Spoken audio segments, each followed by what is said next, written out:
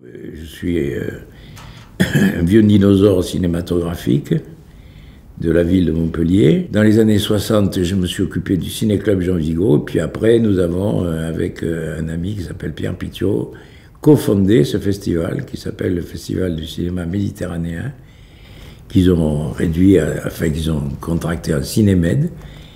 Voilà, ça fait 42 ans que nous avons fondé ce festival et donc je suis à la fois fondateur, cofondateur de ce festival et président d'honneur aussi.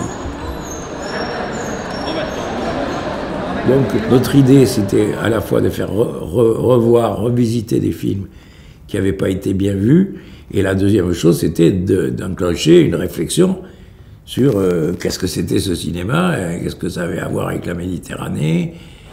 Voilà. Je vois tous les films. Et je vois tous les films, je vois les documentaires, je vois... Non, on a le temps, on a une année pour se préparer. D'abord, il y a plusieurs sélections, puisqu'il y a une sélection pour les fictions, longs métrages, les courts métrages, les documentaires, donc il y a plusieurs sélections. Donc, voilà, nous on regarde un film en fonction de ses qualités. Si c'est un film qui est un peu trop matu et qui n'est pas bon, on ne le prend pas.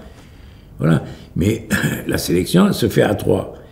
Hein, donc on discute des films qu'on voit et si on tombe d'accord sur le film, on le passe, quoi.